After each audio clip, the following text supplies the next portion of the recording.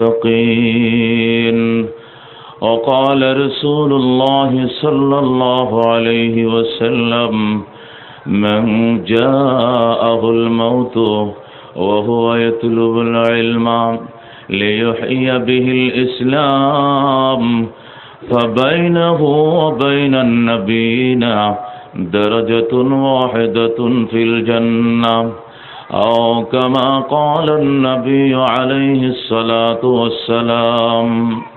اللهم صل على سيدنا ونبينا وشفيعنا وحبيبنا ومولانا محمد صلى الله عليه وعلى آله وأصحابه وبارك وسلم. ঐতিহ্যবাহী হযরত শাহ আব্দুল ওয়াহাব সাহেব রহমতুল্লাহ আলাই ফাউন্ডেশন কর্তৃক আয়োজিত ঐতিহাসিক ইসলামী মহাসম্মেলনের মহাতারাম সভাপতি শাহজাদা আল্লামা হাফেজ মৌলানা দিদারুল আলম সাহেব দামাদ বরকাতুহুল আলিয়া। আমরা তো এইভাবে জানতাম, এখন আমি শুনছি আহমদ দিদার দামাদ বরকাতুহুল আলিয়া। হযরত উলামায়ে কেরাম, মুরব্বিয়ানে ইজম, বেরাদারানে ইসলাম, পর্দার আলের পর্দানশীল মা ও ভগ্নীগণ, আসলে মানুষ যদি ইসলাম শিখার টাইমে অসম্পূর্ণ শিখে তাহলে মানা কি আর সম্পূর্ণ হয়? কি বলেন, হয় সম্পূর্ণ? এরা এই চিল্লান্যা দল আর চিৎকার মারণ্যা দলের সিলেবাসের ভিতরে কি পূর্ণাঙ্গ ইসলাম আছে? এদের ওই আলিয়া মাদ্রাসাগুলো থেকে আল্লাহর হাবিবের সেই পায়ের তলার থেকে নিয়ে মাথা পর্যন্ত, ইস্তিনজাখানার থেকে নিয়ে বাইতুল্লাহর হজ পর্যন্ত, জীবনের শুরুর থেকে মওত পর্যন্ত, ঘুম থেকে ওঠার থেকে নিয়ে ঘুম যাওয়া পর্যন্ত সব বিধিবিধান কি তাদের সিলেবাসে আছে? আল্লাহর হাবিবের খালি বিশুদ্ধ হাদিসেই তো 7,000-এর বেশি আছে। কোথায়? বুখারীতে শুধু খালি। আর ওদের বুখারীতে কয় হাজার হাদিস আছে জানেন? 102। কত? 102 হাদিস। তাও জিহাদ হবে না, সরকারের বিরুদ্ধে আঘাত যেন না করে, বুঝলেন না? দালানে যেন আঘাত না করে, সরকারের মসনদে যেন আঘাত না করে, কাহারো জামায় যেন আঘাত না করে, কাহারো দাঁড়িতে যেন আঘাত না করে, কারো টুপিতে যেন আঘাত না করে, কোনো সম্প্রদায়কে যেন আঘাত না করে, সব সাইড বিবেচনা করে ইহুদির গায়ে যেন ধাক্কা না লাগে, আর নাসারাদের মসনদে যেন ধাক্কা না গায়, হিন্দুরা যেন অসন্তুষ্ট না হয়, বৌদ্ধরা যেন মন খারাপ না করে, সবার মুখ আর মন জয় করতে গিয়া কিছু কিছু মিডিয়া কিছু হাদিস দেয়া তাদের সিলেবাস। এরা ইসলাম জানবেই কি, আর এদের থেকে মানার কি আশা করা যায়? কত সত্য কিনা? এদের সিলেবাসে আছে এই স্লোগান, ওই খিচুড়ি আর প্যাঁচওয়ালা জিলাপি, বুঝলেন? ওরা ইসলাম বলতে, নবীর প্রেম আর মহব্বত বলতে শিখছে এতটুকু, চাওয়াও এতটুকু, পাওয়াও এতটুকু, চিল্লায় এইটুকুর জন্য, এছাড়া ওদের ভিতর আর কিছু নাই। কত সত্য কিনা? কিন্তু এই জাতীয় কওমি মাদ্রাসায় যারা পড়েছেন, যারা পড়ান, এদের মধ্য হতে কেউ কি আজকে এই মিছিল নিয়ে বের হয়েছে? শুনছেন কেউ? আল্লাহু আকবার। এই জন্য এলেমের গভীরতা যদি কারো ভিতরে না থাকে, যা হয় তা আর কি, মাদার গাছ রোপণ করে ফজলি আম কোনোদিন আশা করা যায় না। কত সত্য কিনা? ইসলামের বিরুদ্ধে দালালি করার জন্যই এই আলিয়া মাদ্রাসা নাসারাদের পক্ষ থেকে ব্রিটিশ তৈরি করেছিল। এরা আবার ইসলামের পক্ষ বুঝেই কি, মানবেই কি, অবস্থানে নিবে কি, আশা কোনোদিন করে লাভ নাই। কত সত্য কিনা? আল্লাহু আকবার। পূর্ণাঙ্গ ইসলাম কোথায়? আল্লাহর হাবিব সাল্লাল্লাহু আলাইহি ওয়াসাল্লামকে যে কয়টা কারণে শ্রেষ্ঠ নবী ঘোষণা দান করা হয়েছে, তার মধ্যে 1 নম্বর কারণ হলো আল্লাহর হাবিব বলেন, উতিতু ইলমাল আউয়ালিন ওয়াল আখিরিন। যেরকম সুবহানাল্লাহ। পৃথিবীর শুরু থেকে নিয়ে শেষ পর্যন্ত সকল মানব এবং দানবকে যত ইলম দান করা হয়েছে, আমি একলা নবীকে তা দেওয়া হয়েছে। যেরকম সুবহানাল্লাহ। সুতরাং আমি শ্রেষ্ঠ নবী, আমাকে কোরআন দান করা হয়েছে, আমাকে ইলম দান করা হয়েছে, আমি শ্রেষ্ঠ বংশের সন্তান। সব মিলে যা বড় বড় যে কয়টা কারণ আছে, তার মধ্যে 1 নম্বর কারণ হলো ইলমুল আউয়ালিন এবং আখিরিন তাকে দান করা হয়েছে। হযরতে আদমকে সমস্ত ফেরেশতারা সিজদা করেছিল কেন? যে আদম সৃষ্টির সময় বেঠু দিয়েছিল, আল্লাহ ফেরেশতা দিয়ে আদমের সামনে ইন্টারভিউ কল করে আদমের সামনে সকল ফেরেশতারাকে কি করছে? আল্লাহ সিলিন্ডার করাইছে। পারবি না এক বেড়ার সাথে হাজার ফেরেশতা মিলে ওই আদমরে বানাইতে বাধা দিছিলে কেন? সিজদা করাইছে। তাহলে আদমের ইলমের সামনে ফেরেশতারাও হার মানছে। কত সত্য কিনা? ইলম এমন এক জিনিস ও বন্ধু, এই জন্য খুতবা দুরূদ শরীফের পর আপনাদের সামনে সূরা বাকারার এই প্রথম ছোট্ট দুইখানা আয়াত আপনাদের সামনে তেলাওয়াত করেছি। তেলাওয়াতকৃত আয়াতকে সামনে রেখেই সংক্ষিপ্ত আলোচনা, এরপরে নামাজ হবে আর অন্যান্য উলামায়ে কেরাম আলোচনা করবেন। বন্ধুগণ, আল্লাহর হাবিব সাল্লাল্লাহু আলাইহি ওয়াসাল্লামের উপরে কোরআনে কারীম কমপ্লিট অবতরণ হতে কত বছর লেগেছে? 23 বছর। কত বছর? এই 23 বছরে জিবরাইল আলাইহিস সালাতু ওয়াস সালাম আল্লাহর হাবিবের কাছে গমনাগমন করেছেন 24,000 বার। কত হাজার বার? 24,000 বার আল্লাহর হাবিব এই 23 বছরে 24,000 বার এসছেন 30 পারা কোরআন নিয়ে। যেরকম সুবহানাল্লাহ। তাহলে কোরআনটা তো একসাথে অবতীর্ণ হয় না, একসাথে অবতীর্ণ হয়েছে।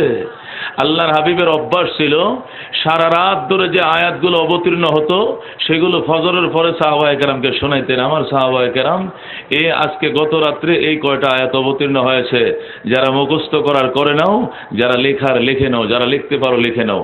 সারা দিন ধরে যা অবতীর্ণ হতো ঈশান নামাজের পর আল্লাহর হাবিব সাহাবায়ে কেরামকে নিয়ে বলতেন, আজকে সারা দিন এবং সন্ধ্যা পর্যন্ত এই কয়টা সূরা বা আয়াত আমার উপর অবতীর্ণ হয়েছে, যারা মুখস্থ করার করে নাও, যারা লিখতে পারো লিখে নাও।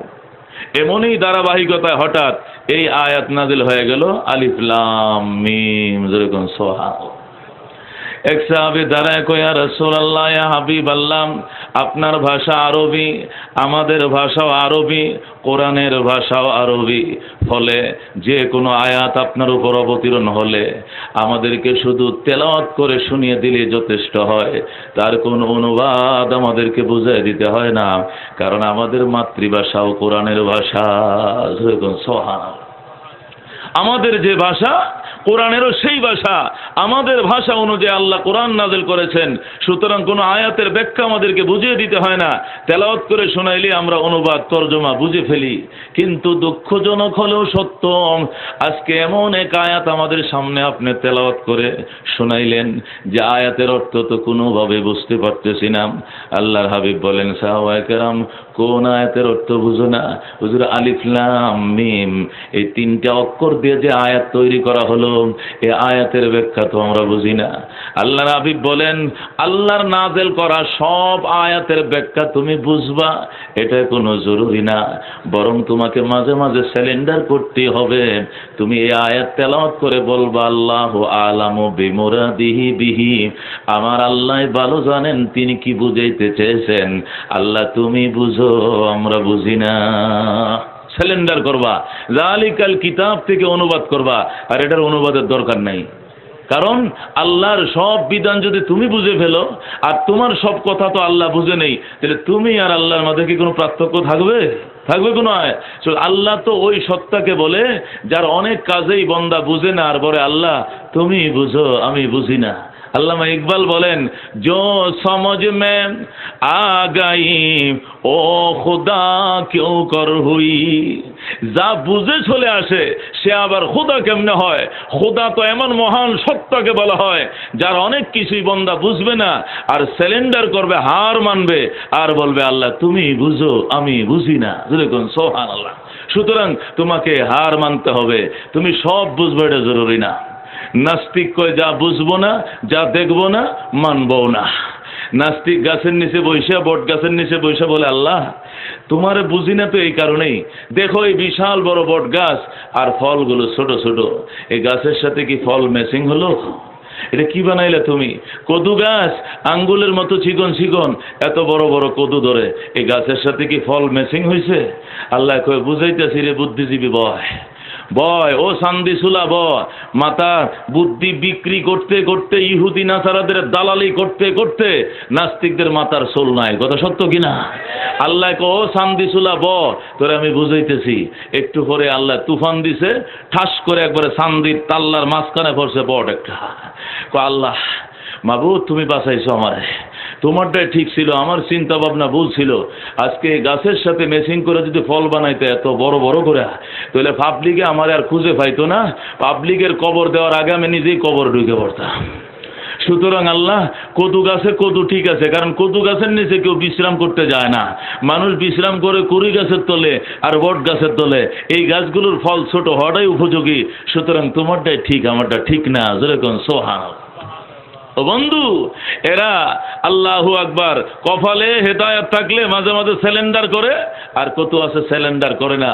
যেমন কবি চৌধুরী শামসুর রহমান, এদেরকে দেশে জাতীয় কবি বলা হয়। এরা জাতীয় কলঙ্ক, জাতীয় কবি নয়, এরা জাতীয় বেঈমান, কত সত্য, জাতীয় বিশ্বাসঘাতক, জাতীয় গাদ্দার এরা দেশের। এরা জাতীয় কবি নয়, জাতীয় কবি ছিল নজরুল ইসলাম। যেরকম সোহান, জাতীয় কবি ছিল নজরুল ইসলাম। আল্লাহু আকবার। নজরুল কবিতা লেখে, ওরা সূরা ফাতিহার যখন অনুবাদ করলো কুমিল্লা কারাগারে বৈশা, তো ঠাকুরে কয়, কিরে নজরুল, মৌলবাদী হয়ে গেলে নাকি? মৌলবাদী হয়ে গেলে এখন তো সূরা কেরাত শুরু করছো কবিতার আকারে, মৌলবাদী হয়ে গেলে। আল্লাহু আকবার। এরপরের থেকে খেপছে। একদিন নজরুল আবার অভ্যাস ছিল, ঠাকুরকে শিক্ষক মানত, উস্তাদ মানত। কবিতা লেখে ঠাকুর বাড়িতে গেছে, ঠাকুরদা বাড়িতে আছেন? ঠাকুরে কয়, কে রে, ষাঁড়ের মতো চেঁচাচ্ছিস কেন? বাংলা ঘরে বস, বাংলা ঘরে বস। নজরুলে কয়, আমি চেঁচাইলাম কি? হিন্দু ভাষার মধ্যে সবচেয়ে শ্রদ্ধাপূর্ণ ভাষা হলো দাদা। আমি বললাম, ঠাকুরদা বাড়িতে আছেন? আমি ষাঁড়ের মতো চেঁচাইলাম? যা, আর নজরুল তোর বাড়িতে কোনোদিন আসবে না, দেখি নজরুল কবি হতে পারে কিনা। যেরকম সুবহানাল্লাহ। চিঠিটা ছিঁড়া, কবিতাটা ছিঁড়া কামড়াইয়া ঠাকুরের বাড়ির মাঝখানে ফেলে দিয়া নজরুল চলে আসছে। কয়েকদিন পরে ঠাকুরে কয়, কিরে নজরুল তো দেখা যায় আমার বাড়িতে আসবে না। আবেদন নিবেদন করে সিডি পাঠাইছে। সিডির মধ্যে খুসাতে কথা লেখছে। সিডি লেখছে, কবি নজরুল তুমি করেছ বল, কেটেছ দাড়ি রেখেছ চুল। এই কবিতা দিয়ে পাঠাইছে। নজরুল ফিয়ন রে কয়, ভাই একটু বসো, যদি উত্তর দেওয়া লাগে, আমার তো কোনো ফিয়ন নাই, গরিব মানুষ, উত্তরটা ওই কাগজের মধ্যে লিখে তোমাকে দিয়ে দিব, একটু বসো, চা খাও। এরা বেলা বিস্কুটের চা দিয়া বয়াইছে ফিয়ন রে, আর নজরুল ইনবেলাপ ছিঁড়ে কবিতা পড়ে, কবি নজরুল তুমি করেছ ভুল, কেটেছ দাড়ি রেখেছ চুল। নজরুল কয়, মাশাআল্লাহ মাশাআল্লাহ। এই ফিয়ন আসো তুমি? কয় আসি। 1 মিনিট আমি উত্তর লিখে দিতেছি। নিচেতে লেখছে, বলেছ সাচ্চাম শ্বশুরেরই বাচ্চাম, তবু তো নহি আমি মালাউনের বাচ্চা। জোরে কর মারহাবা। দিছে আসাচ্চা বাস, চিনেন না আসাচ্চা? দিয়া কয়, এই তো এই যে সিডি আনছিল ওইটাই দিছি, অতিরিক্ত কোনো কাগজও ব্যবহার করি নাই, আমার কাছে কোনো ইনভেলাপও নাই, ওই পুরান ইনভেলাপের মধ্যে ফিন করে দিয়ে দিছি, তুমি আমার দাদাকে দিও। ঠাকুর কয়, সর্বনা খাইছে রে। কবিতা শুনে ঠাকুরে কয়, এরে কোসাইলে অসুবিধা আছে। কবি নজরুল এবার কবিতা লেখে, মনের মাঝে শুধু এই বেদনা, আসবে কবে সেই সূর্য সেনা, যারা করবে জারি কোরআনে যে দরায়, যারা করবে জারি কোরআনে যে দরায়। যেরকম মারহাবা। কবিতার নাম বেদনা। কবিতার নাম কি? নজরুলের বই আছে, ভলিউম আছে, বড় বই, এটার মধ্যে দেখবেন বেদনা নামে কবিতা আছে। কয়, যেহেতু ঠাকুর তুই খেপছো সেই ইসলামী কবিতা লেখার কারণে, তাহলে এবার ফাইনাল লেখা, এবার ফাইনাল কোরআনের শাসন ডাইরেক্ট। যেরকম সুবহানাল্লাহ। যাদের অভাবে আজ এই হতাশাম, পূরণ করিবে যারাম জাতির আশাম, যাদের অভাবে আজ এই হতাশাম, পূরণ করিবে যারাম জাতির আশাম, তাদেরই পথ চেয়ে আমিও সহায়, করব জারি কোরআনে যে দরায়, যারা করবে জারি কোরআনে যে দরায়। মনের মাঝে শুধু এই বেদনা, আসবে কবে সেই সূর্য সেনা। যারা করবে জারি কোরআনে যে দরায়, যারা করবে জারি কোরআনে যে দরায়। যেরকম আমি বন্ধুগণ বলতেছিলাম, এরা আমাদের গর্ব, এরা আমাদের জাতীয় কবি, এদের কবিতা পড়লেও সব পাওয়া যাইব, পাইব কিনা? আর বেঈমান নাস্তিক জাতীয় কবিদের কবিতা পড়লে অজু শুদ্ধ ভেঙে যাইব। অজু করে ওদের কবিতা বললে শুধু অজু আবার নতুন করে নামাজ পড়তে, নাহলে এই অজুতে নামাজ হবে না। কথা সত্য কিনা? যারা বলে ফজরের নামাজের আজানের ধ্বনি বেশ্যা নারীর কাস্টমার তালাশের মতো মনে হয়, জোরে কোন নাউজুবিল্লাহ, এরা যদি এই দেশের জাতীয় কবি, তাহলে জাতীয় কলঙ্ক হবে জাতির জন্য। কথা সত্য কিনা? এরা জাতীয় বেঈমান, জাতীয় গাদ্দার। এরা বুঝবে না। আল্লাহ নবী ডাক দেখো সাহাবী, তুমি বলবা আল্লাহু আলামু বিমুরাদিহি বিহি। সাহাবী অফ হয়ে গেছে। আল্লাহর হাবিবের জীবদ্দশায় আলিফ লাম মিম নিয়ে আর কোনোদিন জিজ্ঞাসা করে নাই। রাহমাতুল লিল আলামিনের ইন্তিকালের পর আবার হযরতে আবু বকরের কাছে আয়েশা বলে, আবু বকর, আমার ভিতরে একটা বেদনা, শুধু ঘুরপাক খাইতেছে, মনের ভিতরে আত্মতৃপ্ত হচ্ছে না। শুধু আত্মতৃপ্তির জন্য তোমার কাছে এসেছি। তুমি রাসূলের সহচর, প্রথম সাহাবী, গোহার সাথী, হিজরতের সাথী। নবী ওসিয়ত করে গিয়েছেন তোমাকে যেন বানানো হয় রওজার সাথী। সুবহানাল্লাহ। ওগো আল্লাহর হাবিবের বন্ধু, একটা জিনিস জানতে আসছি। কি জিনিস? আমার আল্লাহ আলিফ লাম মিম দ্বারা কি বুঝাইতেছে? আবু বকর কয়, তুমি কি নবীরে পাও নাই? কো পাইছি। আল্লাহর হাবিবকে জিজ্ঞাসা করো নাই? করেছি। কয় তারপর আত্মতৃপ্তির জন্য একটু জানতে চাই, আলিফ লাম মিমের কি ব্যাখ্যা? আবু বকর বলেন, আমি এর বেশি কিছু জানি না, আমি এতটুকুই বুঝি না, লিকুল্লি কিতাবিন সিররান ওয়া সিররু হাদাল কিতাব আলিফ লাম মিম ওয়া গায়রা যালিকা। সুবহানাল্লাহ। আবু বকর বলেন, আল্লাহর পক্ষ থেকে নাযিল করা, অবতরণ করা 104 খানা কিতাব, প্রত্যেকটা কিতাবের ভিতরেই কিছু রহস্য লুকিয়ে ছিল। আর আলিফ লাম মিম, ইয়াসিন, তাসিন, আলিফ লাম রা, নুন, কাফ, এই জাতীয় অক্ষরগুলো, হরফে মুকাত্তাত গুলো, এগুলো আল্লাহর পক্ষ থেকে তার বন্ধুর কাছে রহস্যের কালাম। এই রহস্য আমার আল্লাহ ছাড়া পৃথিবীর কেউ জানে না। সুবহানাল্লাহ। বন্ধুগণ, হযরতে আবু বকরের পরে উমরের কাছে, উসমানের কাছে ডরে যায় নাই, হযরতে আলীর কাছে যায়। গো আলী গো, আল্লাহর হাবিবের চাচতো ভাই, হাসান হুসেনের আব্বাম, ফাতেমার জামাতাম, আল্লাহর হাবিব বলতে শুনেছি, আনা মদিনাতুল ইলমে ও আলীউন বাবুহা, আমি ইলমের মহানগরী, আর আলী হইল সেই মহানগরীর প্রধান গেট। আল্লাহ আপনাকে ইলমে লাদুনি দান করেছেন বাবা, আমি একটা বিষয় জানতে চাই, আপনি আমাকে বলবেননি? আলী কই কি? কয় আলিফ লাম মিমের ব্যাখ্যা কি? হযরত আলী কয়, আমি বুঝি না, এটা আল্লাহ ভালো জানে, নবী এটাই শিক্ষা দিবেন। আলী তুমি কি এছাড়া আর কিছুই বুঝো না? আলী কয়, আমি আর একটু বুঝি। ইন্না লিকুল্লি কিতাবিন বিজহাতান ওয়া বিজহাতু হাদাল কিতাব আলিফ লাম মিম। সুবহানাল্লাহ। আলী বলেন, আল্লাহ আসমানি প্রত্যেকটা কিতাবেরই একটা নিদর্শন আছে, চেহারা আছে, জ্যোতি আছে, আলো আছে, চিহ্ন আছে। আর আলিফ লাম মিম জাতীয় কালামগুলো, এগুলো কোরআনে কারিমের জ্যোতি, আলো, চিহ্ন। সুবহানাল্লাহ। কোন মুফাসসিরিন কেরাম বলেন, আল্লাহু আকবার আলিফ দ্বারা আল্লাহ তার নিজের দিকে ইঙ্গিত করতেছেন, লাম দ্বারা তার রাষ্ট্রদূত জিব্রাইলের দিকে ইঙ্গিত করতেছেন, আর মিম দ্বারা তার বন্ধু মুহাম্মদুর রাসূলুল্লাহর দিকে ইঙ্গিত করতেছেন। সুবহানাল্লাহ। জিজ্ঞাসা করা হলো, গো মুফাসসির, তাহলে অর্থ কি হবে? অর্থ হবে, আল্লাহ বলেন, আমি সাক্ষী, আমার জিব্রাইল সাক্ষী, আমার বন্ধু মুহাম্মদুর রাসূলুল্লাহ সাক্ষী। ওরে বেঈমানের দরেরা, তোরা এটাতে আল্লাহর কিতাব, তোরা মানুষ না। আমরা 3 সত্তা সাক্ষী দিয়া বললাম, এই কিতাবের ভিতরে বিন্দু পরিমাণ সন্দেহ নাই। সুবহানাল্লাহ। বন্ধুগণ, প্রশ্নকারী ডাক দেয়া কয়, বিজ্ঞ মুফাসসির, আপনার তাফসীর শুনে আমার কলিজা ঠান্ডা হয়ে গেছে, কিন্তু আপনার কাছে আমার জানার বিষয় হলো, আমরা তো জানি আল্লাহর পরেই তার বন্ধুর মান, আল্লাহর পরেই তার বন্ধুর মর্যাদা, কিন্তু আপনার তাফসীর দ্বারা বোঝা যায় আলিফ দ্বারা আল্লাহ, মিম আল্লাম দ্বারা জিবরাইল, মিম দ্বারা মুহাম্মদ, মোহাম্মদ, তাহলে মোহাম্মদের মর্যাদা সিরিয়ালে 3-এ চলে গেল, জিব্রাইল 2 এসে গেল। অথচ আমরা জানি বাদাদ খোদা বুজুর্গ তুই কিসসা মুখতাসার, বাদাদ খোদার বুজুর্গ তুই কিসসা মুখতাসার, লা ইউমকিনু সানাউ কামা কানা হাক্কুহু, বাদাদ খোদা বুজুর্গ তুই কিসসা মুখতাসার। আমরা জানি আল্লাহর পরেই নবীর মর্যাদা, কথা সংক্ষেপ, লম্বা আলোচনার দরকার নাই। কিন্তু আপনার ব্যাখ্যা অনুযায়ী জিব্রাইল পরে যায় 2 নম্বরে, আর আল্লাহর হাবিবের সিরিয়াল 3 নম্বরে। এটাই তো একটু মুশকিল, মানতে কষ্ট হয়। নবীর সিরিয়াল কেন 3-এ যাবে?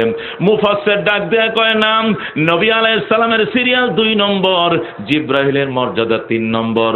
কেমনে হইল? লাম তো মাঝখানে, মিম তো শেষে। কয় না, এখানে মর্যাদার দিক থেকে জিব্রাইল ওই শেষে, রসুল আগে, আল্লাহ তারও আগে। সুবহানাল্লাহ। প্রশ্নকারী বলে কেমনে আগে হলো? আপনি মুখ দিয়ে বললে হবে না, কোরআনের আয়াতের ভঙ্গি দ্বারা বুঝাইতে হবে, আয়াতের সেটিং দ্বারা বুঝাইতে হবে। মুফাসসির ডাক দিয়ে কয় আয়াতের সেটিং হলো এই, আল্লাহ লেখলে প্রথম অক্ষর আলিফ, আল্লাহ আলিফেই নিছে। মোহাম্মদ লেখলে প্রথম অক্ষর মিম, আল্লাহ মিমই নিয়েছে। কিন্তু জিব্রাইল লেখলে প্রথম অক্ষর জিম, আল্লাহ জিম নেয় নাই। 2 নম্বর অক্ষর বা, বাও নেয় নাই। 3 নম্বর অক্ষর রা, রাও নেয় নাই। 4 নম্বর অক্ষর ইয়া, ইয়াও নেয় নাই। সর্বশেষ অক্ষর লাম, আল্লাহ লাম নিয়েছে। আল্লাহ বুঝাইতে চাই এই কথা, জিব্রাইল শুধু ফিয়ন, আমি আল্লাহ কোরআনের প্রেরক, আমার বন্ধু হলো কোরআনের প্রাপক, আর জিব্রাইল হলো মাঝখানে বার্তাবাহক, খাদেমে জুমলা। খাদেমে জুমলা অনেক সময় মুসনাদের আগে আইসা পড়ে আসে কিনা, এটা তো নাহুর মধ্যে পড়ছি, লিয়াজুজুল ফিহি মা লা ইয়াজুজু লিগাইরিহি। খাদেমে জুমলার জন্য এমন কাজও সম্ভব, এমন জায়গাও সেটিং হওয়া সম্ভব যেটা অন্য জুমলার জন্য জায়েজ নাই। আল্লাহু আকবার। এই জন্য বলেন আল্লাহ হলো কোরআনের প্রেরক, বন্ধু কোরআনের প্রাপক, জিব্রাইল হলো বার্তাবাহক, মানে ফিয়ন। ফিয়ন কিন্তু মাঝখানে থাকে, থাকে কিনা? আপনার ছেলে চাকরি করে ঢাকা, আপনি থাকেন চিটগাং, সিডি লেখছেন, সিডির মধ্যে লেখছেন প্রেরক মোহাম্মদ কলিমুল্লাহ, প্রাপক তার এই ছেলে সলিমুল্লাহ, কিন্তু মাঝখানে ফিয়ন 10 জনে সিডি টানতেছে, ফিয়ন কিন্তু মাঝখানে। ছেলে ঢাকা ওই মাথায়, আর বাবা চিটাং দেশের এই মাথায়, মাঝখানে ফিয়ন। ফিয়ন মাঝখানে হইলেও তো ফিয়নের মর্যাদা প্রাপকের চেয়ে বেশি না, কথা সত্য কিনা? সে বাবার কাছে সন্তানের মর্যাদাই বেশি, ফিয়নের মর্যাদা বেশি নয়। আল্লাহ বলেন আমি কোরআনের প্রেরক, আর আমার বন্ধু কোরআনের প্রাপক, আর ফিয়ন জিব্রাইল হলো মাঝখানে বার্তাবাহক, ফিয়ন মাঝখানে থাকে। এই জন্য তার নাম মাঝখানে নেওয়া হয়েছে আলিফ লাম মিম, কিন্তু তার মর্যাদা সবার শেষে। এই জন্য আমার নামের প্রথম অক্ষর নিয়েছি, বন্ধুর নামের প্রথম অক্ষর নিয়েছি, কিন্তু জিব্রাইলের নামের প্রথম অক্ষর নেই না। জিব্রাইলের নামের প্রথম অক্ষর নিলে হয়তো আলিফ জিম মিম, যালিকাল কিতাব লা রাইবা ফিহি হুদাল লিল মুত্তাকিন, আলিফ জিম মিম হয়তো কিনা। কিন্তু আল্লাহ আলিফ জিম মিম বলেন, আলিফ লাম মিম বলছেন। আমার আল্লাহ বুঝাইতেছেন যদিও ফিয়ন হিসেবে জিব্রাইলের নাম মাঝখানে, কিন্তু মর্যাদায় জিব্রাইল সবার শেষে, এই জন্য তার নামের সর্বশেষ অক্ষর নিয়েছি আমি। সুবহানাল্লাহ। বন্ধুগণ, রুহুল বয়ানওয়ালায় প্রথম খণ্ড, আল্লাহু আকবার, 26 নম্বর পৃষ্ঠা, 34 নম্বর পৃষ্ঠা থেকে নিয়ে একদম 47 নম্বর পৃষ্ঠা পর্যন্ত এই আয়াতের ব্যাখ্যায় লেখেন, হযরতে মুসা কালিমুল্লাহ 6 লক্ষ বনি ইসরায়েল নিয়ে যখন নীলনদ পাড়ি দিয়ে তীর ময়দানে পৌঁছলেন, আল্লাহু আকবার, বনি ইসরায়েল নিয়ে মুসা 2 রাকাত শুকরিয়ার নামাজ পড়লেন। আর বনি ইসরায়েল প্রস্তাব করে, ওগো আল্লাহর বন্ধু মুসা, তুমি তো আল্লাহর বন্ধু, আল্লাহর সাথে ডাইরেক্ট কথা বলো, তুমি ফেরেশতার মধ্যস্থতা লাগে না, তোমার মোবাইল এফএনএফ করা, মিস কল দিলে আকাশ থেকে আল্লাহ কল ব্যাক করে। সুবহানাল্লাহ। সুতরাং ওগো কলিমুল্লাহ, আল্লাহ রাব্বুল আলামিনের দরবারে দরখাস্ত করেন, আল্লাহ যেন আমাদের জন্য একটা স্পেশাল কিতাব অবতরণ করেন, যে কিতাব আপনি আমাদেরকে তেলাওয়াত করে শোনাবেন, আর আমরা আমল করে জান্নাতের জীবন লাভ করব। মুসা কয়, বড় সুন্দর প্রস্তাব দিয়েছো তোমরা, দাঁড়াও আমি মোবাইল করি, মিস কল দিতে উপর থেকে কলাইছে, কি গো আমার বন্ধু কি বলবা বলো। মুসা ডাক দেয়া, গো মাবুদ, আমার উম্মত আমার কাছে দরখাস্ত জানাইছে, আমার মাধ্যমে আপনার কাছে দরখাস্ত জানাইছে। এই 6 লক্ষ বনি ইসরায়েলের উপর আপনি কত মেহেরবানি করেছেন, 12টা রাস্তা করে দিয়েছেন, 50,000 করে এক একটা রাস্তা দিয়ে ঢুকছেন, ডুইকে তারা নীলনদ পাড়ি দিয়েছে, অথচ 60 লক্ষ সৈন্য নিয়ে ফেরাউন নির্মম ভাবে মৃত্যুবরণ করেছে, জাহান্নামে চলে গিয়েছে। তারা শুকরিয়া তান আপনার কাছে দরখাস্ত জানায় তাদের জন্য স্পেশাল একটা কিতাব নাজিল করার জন্য, যা তারা আমল করে জান্নাতের জীবন লাভ করবে। আল্লাহ কো, ভালো কথা মুসা, এই দরখাস্ত তীর ময়দানে দাঁড়ায় করলে হবে না, আসো তুর পাহাড়ের গোড়ায় আসো, আমি তোমাকে কিতাব দেব। কিন্তু আসার টাইমে বনি ইসরায়েলের নেতৃস্থানীয় কিছু লোক সঙ্গে নিয়ে আইসো। হযরত মুসা আলাইহিস সালাম 70 জন বনি ইসরায়েলের নেতা আর সর্দারকে সঙ্গে নিয়ে তুর পাহাড়ের গোড়ায় গেলেন, যা বললেন, আল্লাহ গো, আমি তো আসছি, কিতাব দেন। আল্লাহ কয়, এখানে আসলেই কিতাব পাওয়া যায় না বাবা। কি করতে হবে? কই, সিল্লায় বসেন। কই বসেন? সিল্লায় বসেন। সিল্লা কি নবী রাসূলরা দিছে না শুধু তবলিগ গলায় দেয়? কারা দিছে? মুসা সিল্লা দিছে, রহমতুল লিল আলামিন সিল্লা দিছে, ইব্রাহিম নমরুদের আগুনের ভিতরে সিল্লা দিছে, ইউনুস নবী বোয়াল মাছের পেটের ভিতরে সিল্লা দিছে। সুবহানাল্লাহ। ও বন্ধু, মায়ের গর্ভের ভিতরে আমরা সিল্লা দিয়ে আসছি কিনা? একটা দুইটা সিল্লা দেই না, কয়েকটা সিল্লা মায়ের গর্ভের ভিতরে আমরা দিছি কিনা? এক সিল্লায় রক্ত, আরেক সিল্লায় মাংস, আরেক সিল্লায় দেহ, আরেক সিল্লায় হাড়, আরেক সিল্লায় রূহ, আরেক সিল্লার পর কমপ্লিট বডি। কত সত্য কিনা? সুতরাং বেদাতির দলেরা, ওই কুসংস্কারের দলেরা কয় সিল্লা বেদাত, তবলিগ নাই, গাট্টিওয়ালা নাই, নাউজুবিল্লাহ। পয়গম্বরদের জীবনী জানো না, আল্লাহর কোরআনের এলেম তোমাদের ভিতরে নাই, 4টা দাড়ি, 6টা কুত্তা, সিগারেট খাওয়ানোর দল, কোরআন হাদিস বুঝছ না, কি জানবে তোরা? তোরা আল্লাহর হাবিবের জীবনে তালাশ কর, মুসা নবীর জীবনে তালাশ কর, হযরত ইউনুস আলাইহিস সালামের জীবনে তালাশ কর, ইব্রাহিম আলাইহিস সালামের জীবনে তালাশ কর। এরকম ডজনে ডজনে নবীর জীবনীতে পাইবে আল্লাহর সান্নিধ্য অর্জন করার জন্য তারা চিল্লা দিয়েছিল। সুবহানাল্লাহ। দিছে কিনা? দিছে কিনা? সুতরাং চিল্লা কি নতুন জিনিস না? এটা পয়গম্বরী অভ্যাস, পয়গম্বরী আদব চিল্লা দেওয়া। যেরকম সুবহানাল্লাহ। বন্ধুগণ, মুসা আসুন, এখানে আসুনি। তুমি কই আসছি? কই আসলেই তাওরাত পাওয়া যাবে না, তুমি সিল্লার জন্য বসো। বসলাম। 40 দিনের ইতিকাফের জন্য বসো। বসছি। রোজার নিয়ত করছুনি? কয় না। নিয়ত করো। রোজারও নিয়ত করো। রোজার নিয়ত করাইয়া 40 দিনে সিল্লা দিছে। সিল্লা দিয়া মোনাজাত শেষ করছে। ডাক দেখো, মাবুদ গো, সিল্লা তো দিলাম, কিতাব কই? কিতাব তো আসে না। আল্লাহ কো, বাবা মোবাইলটা একটু রাখ না বাবা, এটা একটু বন্ধ কর, বন্ধ করে আসমানের দিকে ছায়া থাক, খালি কল করো, বারবার কল করো খালি তুমি। আসমানের দিকে চায়। মুসা বলে, আকাশের দিকে চায় দেখি জিব্রাইল হন হন করে জমিনের দিকে আসতেছে, আমার সামনে আইসে বসে গেছেন। আল্লাহু আকবার। 2টা ফাঁকা দিয়া কিতাবটা বুকের মধ্যে ফাঁকা মারে ধরে রাখছে।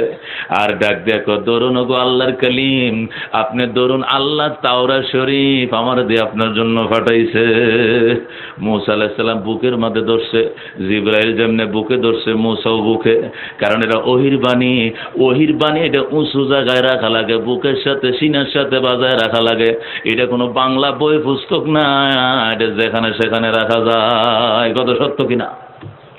বাংলা বই পুস্তক হাটাজারি কলেজের ফুলাফান, চিটাং বিশ্ববিদ্যালয়ের ফুলাফান বই পুস্তক দেখবেন ব্যাগের ভিতরে ঢুকাইয়া, ব্যাগের ফিতা পুরোটা ছাড়ে, সাইরিয়া দেখুন ফিতা কান্দে, ব্যাগ চলে গেছে এনে এনে আডে আর লাইটতে কয়, যা পড়ছি সব লাইটতে ফুটবল বানাইলাম। আল্লাহ বাপে বল কিনা দেয় না, বইয়েরে বল বানাইছে লাইটতে। আল্লাহ লাইটতে এই এই এই এই এই কলেজে ভরা আর এই ভার্সিটি ভরা, তোর হেডের বাতও জুটতো না, তুই গার্মেন্টসে চাকরি করা লাগবে। যা ঢাকা শহরে যা রিক্সা চালায় খাবি, গার্মেন্টসে চাকরি করবি। মানুষে জিজ্ঞাসা করলে কি চাকরি করস? কহে জব করি, জব করি। মানে চাকরির নাম কয় না। কিসের চাকরি? কয়টা বেসরকারি একটা কোম্পানিতে আর কি। আসলে এটা গার্মেন্টসে চাকরি করে, বুঝেননি? মাস্টার ডিগ্রি পাওয়া চাকরি করে গার্মেন্টসে। কারণ কি? সে তার বিদ্যাকে লাইটেছে, অভিশাপ দিয়েছে বিদ্যা। এখন সে গার্মেন্টসে মূর্খ মানুষের সাথে 12 ঘন্টা এক পায়ে দাঁড়ায় থেকে গার্মেন্টস চালায়। কত সত্য কিনা? কিন্তু এলেম, এলেম ওহির বাণী, এলেম বাবা ওহির বাণী। 2 টাকা দামের একটা আল্লাহ নুরানি কায়দা তুমি কিনে দিয়েছ। সন্তান পরের দিন এসে কো বাবা গো হুজুরে বলছে রিয়েল কিনে দিতে হবে। কয় টিয়া? 42 টিয়া। 2 টিয়ার কায়দার জন্য 42 টিয়াদের রিয়াল দিতে হবে। কয় না এলে আব্বা মাইরে বুধ বানাইলে হুজুরে। কারণ এটা নাকি এলেম। 29টা অক্ষর ছোট করে লেখা, বড় করে লেখা, উল্টা করে লেখা, বাউ করে লেখা, এই তো কায়দা নাকি? আর কিছু আছে? এনে কোনো সূরা আছে? কোনো দোয়া আছে? কোনো নাওয়াইতুয়ান আছে? কিচ্ছু নাই। 29টা অক্ষর সোজা বড় করে লেখছে, আবার উল্টা করে লেখছে, আবার বাউ করে লেখছে, আবার মুরাক্কাব করে লেখছে, মুফিদ করে লেখছে, গায়রে মুফিদ করে লেখছে, কালিমা লেখছে, কালাম লেখছে। মানে অক্ষর জ্ঞান দেওয়ার জন্য, আরবি অক্ষর জ্ঞান দেওয়ার জন্য এই 29টা অক্ষরকে উল্টা পাল্টা করে লেখছে। এই 5-6 পাতা হয়েছে আর কি। 2 টাকা দাম বাজারে। এইটা উঁচুতে রাখার জন্য 42 টাকা রিয়াল কিনছে। কয় টাকা দেয়া? কয় না হলে হুজুরে ফিট ফাড়াই লেবো বাজ্যেতে রিয়েল কিনে দাও। কবুত 2 টিয়ার কিতাবের লেগিয়া 40 টাকাতে রিয়েল কিনে দেওয়া লাগবে। দিতে হবে, কারণ এটা এলিম। যেরকম সুবহানাল্লাহ। মূসা আলাইহিস সালাম এলেমকে বুকের মধ্যে রাখছে। আল্লাহু আকবার। রাখার পরে কয় ভাই জিবরাইল বেশি তারা আছে নি? কয় তারা আছে। একটা প্রশ্ন জিজ্ঞাসা করি। কয় কি প্রশ্ন? এই যে কিতাবটা তুমি আনছো এটা কয় খণ্ড? জিবরাইল কয় আপনার মোবাইল খোলা আছে, উপরে জানেন, আমার সময় নাই। যেরকম সুবহানাল্লাহ। জিবরাইল চলে গেলেন। মূসা আলাইহিস সালাম ডাক দিয়ে কয় আল্লাহ এই কিতাবটা কয় খণ্ড? আল্লাহ কয় 7 খণ্ড। আল্লাহ কয় এত খণ্ড? আচ্ছা এটার মধ্যে সূরা কয়খানা আছে? আল্লাহ কয় সূরা 1000। কয় হাজার? 1000 সূরা আছে। সূরার ভিতরে আয়াত কয়টা করে? কয় প্রত্যেকটা সূরার ভিতরে 1000 করে আয়াত ঢোকানো আছে, কম নাই। জোরে কোন সুবহানাল্লাহ। আমাদের কোরআনের মধ্যে সূরা মাত্র 114টা। আবার কোন সূরার ভিতরে আয়াত আছে 3টা। ইন্না আতাইনা কাল কাউসার ফাসাল্লি লিরাব্বিকা ওয়ানহার ইন্না শানিআকা হুয়াল আবতার। জুতাটি খুলতে খুলতে মাগরিবের নামাজে ইমাম সাহেব রুকুত গেছে। আল্লাহু আকবার। কি হুজুর? জুতাটি খুলতে খুলতে আপনি 2 রাকাত পড়ে লাইলেন, কি পড়ছেন আপনি? কয় পয়লাটা 3 না তো না, পরেরটা খুলবো আল্লাহ। এই জন্য ভাই আপনি নামাজ পান নাই। কয় এত তাড়াতাড়ি? কয় এটা তো সূরা। অসুবিধা কি? কমপ্লিট সূরা পড়ছি একবারে, কমপ্লিট সূরা। তাহলে সূরাটি ছোট ছোট না? মূসা আলাইহিস সালাম ডাক দিয়া কয় আল্লাহ 7 ভলিউমের কিতাব, আবার 1000 সূরা, আবার প্রত্যেকটা সূরার ভিতরে 1000 আয়াত। মাবুদ গো এত বিশাল কিতাব আমার উম্মত কেমনে পড়বে? আল্লাহ বলে কি মূসা এটা তো যত বড়ই হোক একটা কিতাব, আর আমার বন্ধুকে যে কিতাব দেব নাম কোরআন মজিদ, পারা হবে 30টা, সূরা হবে 114টা, আয়াত হবে 6666টা। এই এক কিতাবের ভিতরে 103 খানা কিতাবের এলেম ঢুকানো আছে। যেরকম সুবহানাল্লাহ। মূসা আলাইহিস সালামকে বুঝলাম না, আল্লাহ কি বললেন বুঝো নাই? এ মূসা আদম নবীর উপরে 10 কিতাব দিছি। আদমের ছেলে আল্লাহু আকবার শীষকে 50 কিতাব দিছি। 10 আর 50 কত? 60। এরপরে শীষের ছেলে ইদ্রিসকে 30 কিতাব দিছি। 30 আর 60 কত? 90। আর ইব্রাহিমকে দিছি 10 কিতাব। কত হলো? 100। তুমি মূসারে দিছি তাওরাত 101। এরপরে আমি দাউদকে দিব জবুর হবে 102। এরপরে ঈসাকে দিব ইনজিল হবে 103। এই 103 খানা কিতাবের ভিতরে যত এলেম আর মারেফত আছে, সব এলেম আর মারেফত আমি ওই কোরআন যেটা আমার বন্ধুর উপর 104 নম্বর কিতাব হিসাবে অবতরণ করব, সমস্ত এলেম সেই কোরআনে ঢুকবে। যেরকম সুবহানাল্লাহ। মূসা আলাইহিস সালাম কয় সর্বনাশ, এ আখিরি জমানার উম্মত, আখিরি জমানার পয়গম্বরের উম্মত এই বিশাল বড় ওজনে কিতাব কেমনে বহন করবে?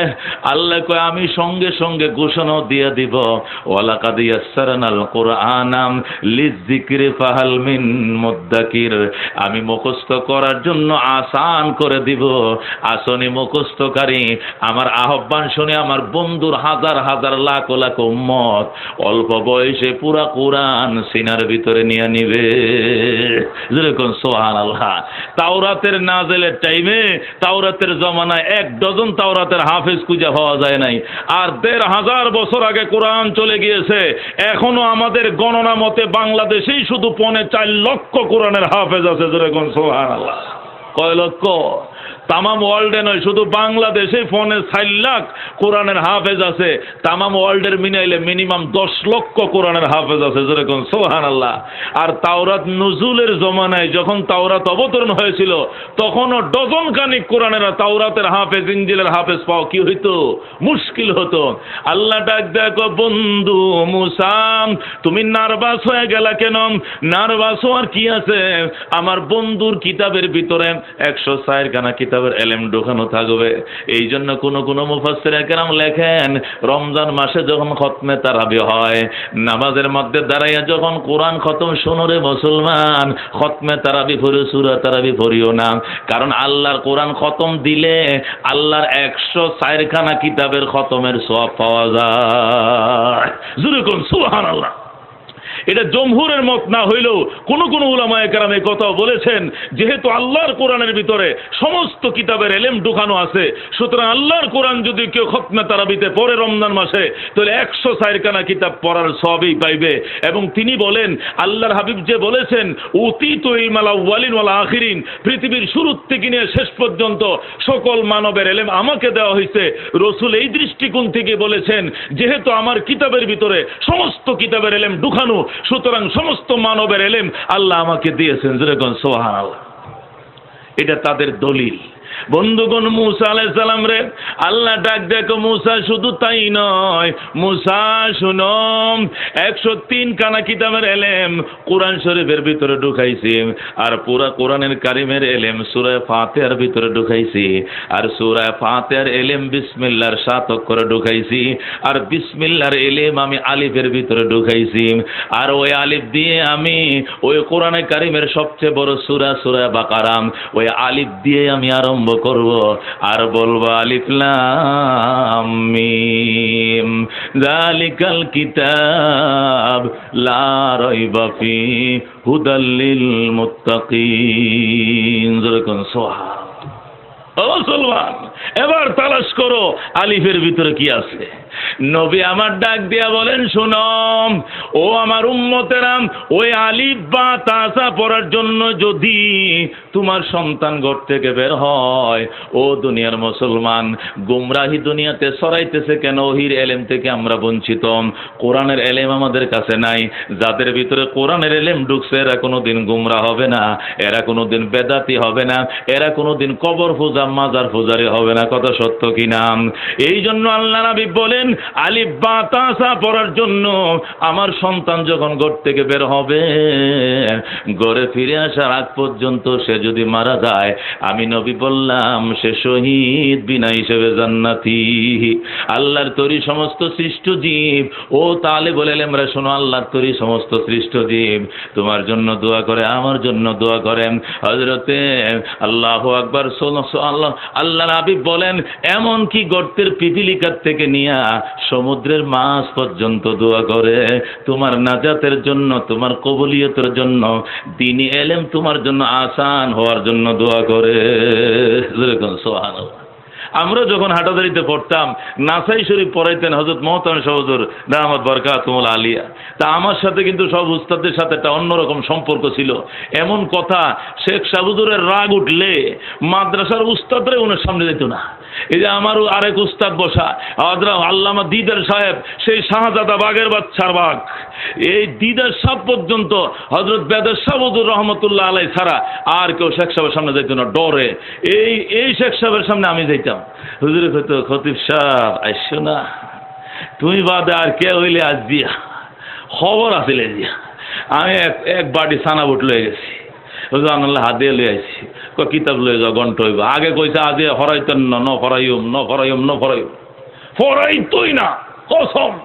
পরে সানা বুটলে হাজির হয়েছে, আসা দিচ্ছে, আচ্ছা কিতাব লয়ে যাও, আইস।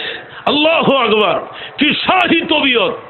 ওনার সাথেও এমন কথা বলতাম, রাগ থেমে যেত।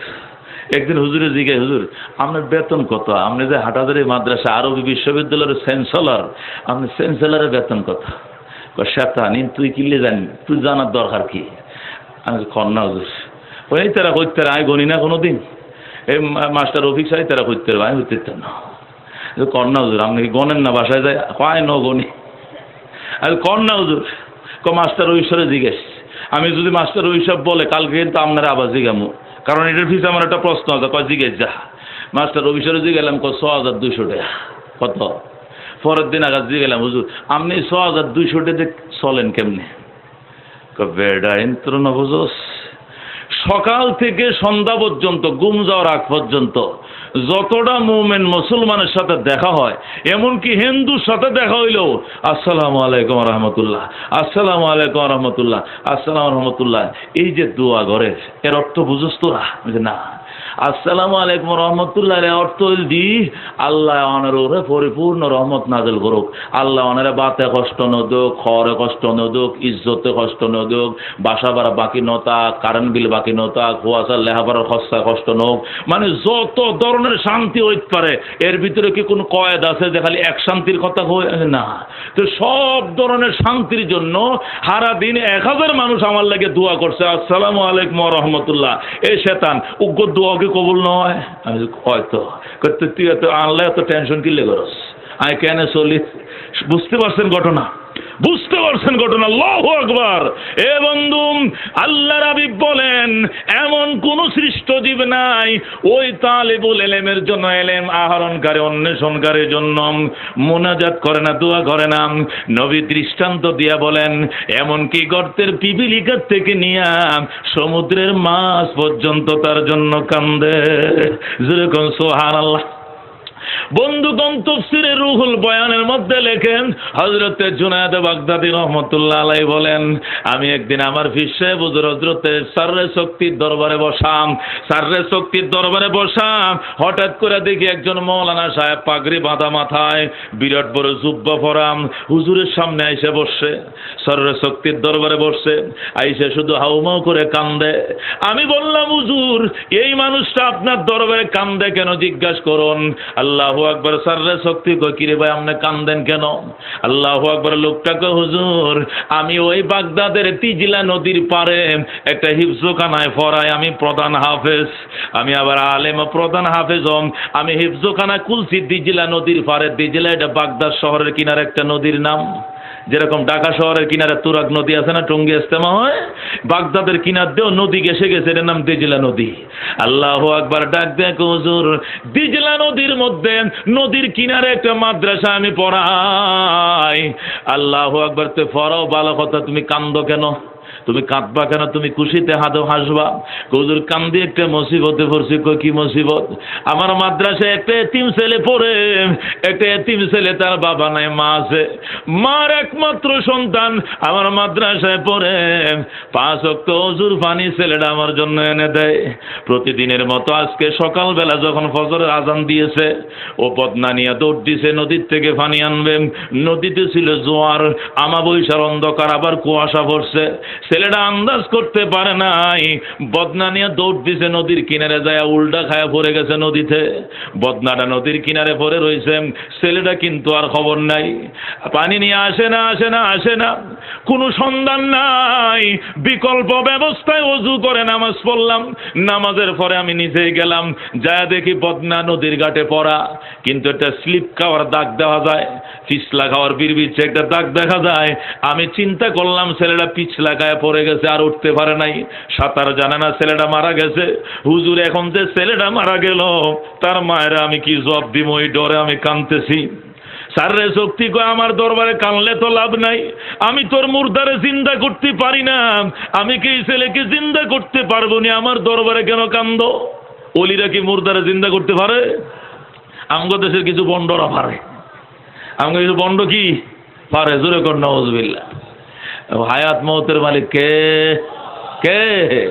আলহামদুলিমান কদ্দারা খায়রা ওয়া খাবালা ওয়া শুকরু লিমান সাওয়ারা হুসনা ওয়া জামালা লা জিদ্দা ওয়ালা নিদ্দা ওয়ালা হাদ্দা লিমাওলা আল আনা কামা কানা ওয়া লাম ইয়ালকা যাওয়ালা লা ক্বাবলা ওয়ালা বাদা ওয়ালা ওয়াক্ত জামানা লা হাজিবা ওয়ালা মানিআ লিল্লাহি তাআলা লা তুশ তুশরিক বিল্লাহি ওয়ালা রাব্বা সিওয়াহু, লা তুশরিক বিল্লাহি ওয়ালা রাব্বা সিওয়াহু, লা ওয়ালিদা ওয়ালা ওয়ালাদা ওয়ালা উম্মা লা খালা, লা ওয়ালিদা ওয়ালা ওয়ালাদা ওয়ালা উম্মা লা খালা। সুবহানাল্লাহ। शम्स कमर सुर्ख ज़मी अंजुम अख्तर, दश्त जिबल वादी व सहरा व समंदर, मोर मलक दाम दर तैर कबूतर, शाम शहर जुल्मत जो अहमर असफर, गुलजार गुलो बुर्ग शजर किसने बनाया, तालिब मायूसी का हो ये सब जिसने बनाया, तालिब मायूसी का हो ये सब जिसने बनाया। दुरे कोन मरहबा। সারে শক্তি ডাক দেখো বাজান, তোমার মাদ্রাসার ছেলে পানিতে পড়ে মারা গেছে, আমি আমার দরবারে কাইদে লাভ নাই, আমি জিন্দা করতে পারবো না। হুজুর কয় না, আমি আপনার দরবারে জিন্দা করার জন্য আসি নাই। কয় কি জন্য আইছো? কমে আমি আসছি ওই ছেলের আম্মাকে আপনি ডাইকে একটু বুঝ দিয়া দেন, মারে আল্লাহর মাল আল্লাহ নিয়ে গেছে, এই মুলবির নামে মামলা করিস না, মামলা করলেও তোর ভূত পাইতি না, মাফ করে দে। আপনি যদি মেয়েটারে বুঝায় বলেন এই মেয়ে ফিসা হুজুরের কথা মাইনে আমারে মাফ করবেন, নতুবা আমার নামে মার্ডার কেস দিলেও আমার সারা জীবন জেলখানায় পৌঁছতে হবে। সাররে শক্তি করতে ঠিক আছে, তাহলে এই ছেলের মারে ডাকো। ওই মৌলানা যায় মারে ডাইকে আনছে, আমনের সাররে শক্তি মুদ্দাজিল্লুল আলী ডাকে। আল্লাহ সাররে শক্তি আমারে ডাকে, এত বড় আল্লাহর উলি কেন? আমি জানি না।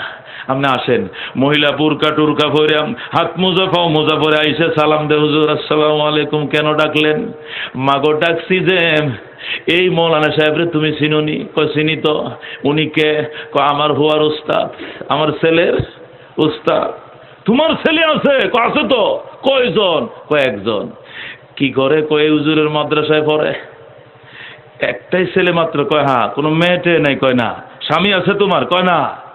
তুমি বিধবা নারী, একটি মাত্র ছেলে, এর মাদ্রাসায় পড়তে দিলা, স্কুল কলেজে দাও নাই? কয় না। কেন? হুজুর যে পৃথিবীতে অল্প বয়সে স্বামী হারাইলাম, এই পৃথিবীতে দুনিয়ার মজা আমার অন্তরে নাই, এই দুনিয়ার কোনো লোভ লালসা নাই। আমার একটাই মাত্র আশা আল্লাহর দরবারে আমার ফুত কোরআনের হাফেজ হবে, নূরের টুপি আমারও পরাবে, আমার স্বামীরে পরাবে, বিনা হিসাবে জান্নাতে নিয়ে ঢুকবে। যেরকম সুবহানাল্লাহ। সাররে শক্তি কো, ও মা এত সুন্দর তোমার নিয়ত, তোমার একটা সুসংবাদ শোনাই, তুমি খুশি হইবা না বেজার হইবা? কই সুসংবাদ শুনলে আবার বেজার কি লব? খুশি তো মাগো, তুমি খুশি হয়ে কিন্তু আলহামদুলিল্লাহ বলবা। কই ঠিক আছে, তোমার নিয়ত আল্লাহ কবুল করে পালাইছে রে মা। তোমার ছেলে পানিতে ডুইবা উস্তাদের হুজুর পানি আনতে গিয়া নদীতে পড়ে মারা গেছে, শহীদ হয়ে গেছে, আর তুমি শহীদের আম্মা হয়ে জান্নাতি। হে মহিলা, তোমার ছেলে কোরআনের হাফেজ হইলে তার সে শাহাদতের মর্যাদা যদি লাভ করে এই ফতে, তাহলে হক্কুল্লাহ মাফ হবে, হক্কুল এবাদ মাফ হবে না। কিন্তু যারা পানিতে ডুবে যারা মারা যায়, এদের জন্য হক্কুল্লাহ হক্কুল এবাদ সব মাফ। যেরকম সুবহানাল্লাহ। এ মহিলা তুই কান্দিস না রে মা, তুই খুশি হ আলহামদুলিল্লাহ। গো মহিলা গো আলহামদুলিল্লাহ হুজুর, আলহামদুলিল্লাহ। কিন্তু কলিজা তো আমার মানে না গো বাবা। বাবা আমি খুশি, আমার স্বামীকে আমার আল্লাহ নিয়ে গেছে, আমার কোনো আপত্তি নাই, আমার সন্তান নিয়ে গেছে, আপত্তি নাই। কিন্তু দুঃখ আমার একটাই, আমার কলিজার টুকরা সন্তান বিদায় নিবেন, আমি অভাগিনী মা থেকে কেন বলে যাবে না? আমার শেষবারের মতো যদি একবার আম্মা কয়াটাইকে বিদায় নিত, মন রে বুঝ দিতাম আমার ফুতে শেষবারের মতো আমার মা কয়ে বিদায় নিছে। এ আল্লাহর ওলি সাররে শক্তি, আমি মা গো কলিজা ফাইটে যায়, আমার ফুতে বিদায় বেলা একবার কেন মা থেকে বিদায় নেয় নাই? মারে আমি কি করবো, আল্লাহর ইচ্ছার উপরে কোনো হাত নাই। এ সাররে শক্তি, বসো গো বাবা বসো, নদীর পারে আমার নিয়ে চলো, চলো নদীর পারে আমি যাব। সাররে শক্তি কো আমিও গেলাম, জুনায়েদ বাগদাদেও গেল, ওই মহিলাও গেল, মৌলানা সাহেবও গেছে, সবাই গেছে নদীর ঘাটে। মৌলানা ডাক দেখো মাগো, এই ঘাট দিয়া তোমার সন্তান দৈনিক 5 বার ওযুর পানি আমার জন্য নিত। আজকে যখন সকালবেলা পানি নিতে আসছে, ভাগ্যের কি পরিহাস, এই যে তোমার সন্তান আসছে আর ফিরে যায় নাই রে মা। মহিলা কই চিন্তা করিও না, তোমার নামে কোনো মামলা করব না, কেস করব না, কোনো দাবি ধাক্কা আমার নাই। আমার দাবি আমার আল্লাহর কাছে, আমার সন্তান যেখানে থাকুক না কেন আমার একবার আম্মা কইয়া ডাকতেই হবে। যেরকম সুবহানাল্লাহ। মহিলা আসমানের দিকে তাকাইয়া চোখের পানি ছেড়ে দিয়া কান্দে। জুনায়েদ বাগদাদি লেখে, মহিলা কান্দে, মাবুদ রে, কলিজার টুকরা স্বামী নিয়ে গেছো, আমি আপত্তি করি নাই, সন্তান নিছো, আমার কোনো আপত্তি নাই, আমার একটা মাত্র আপত্তি আমার ভূত বিদায় বেলা আমার একবার মা কয়া কেন বিদায় নেয় নাই। এ রব্বুল আলামিন, আমার সন্তানকে তুমি যেখানে রেখেছ তার একবার ক্ষমতা দাও, আমি মা জননীকে যেন একবার আম্মু কয়া ডাকে।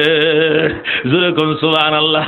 আল্লাহর দরবারে মুনাজাত করার পর জুনায়েদ কয় যে মাত্র মুনাজাত খতম করছে পানির নিচ থেকে আওয়াজ আইতেছে, মারে ও মা, আমি পানির নিচে তোলে বসে রইছি রে মা। এ মা কান্দিস না, আমি দিজলা নদীর পানির নিচে বসে রইছি, খেলা খাইতেছি। যেরকম সুবহানাল্লাহ। জুনায়েদ বাগদাদি কয় মার কানে যখন সন্তানের আওয়াজ আসছে মাত্র, মহিলা আমরা আওয়াজটা শুনছি, মহিলাও শুনছেন, কোন দিকে না কোন দিকে আমরা বললাম পানির নিচ থেকে আওয়াজ আসতেছেন। মহিলা বুরকা টুরকা নিয়া জুনায়েদ বাগদাদি বলেন আল্লাহু আকবার করে ডুব দিছে। পানির নিচে ডুব দেওয়ার পর কিছুক্ষণ পরে জিন্দা সন্তান নিয়ে পানির উপরে বাইসে পড়ছে।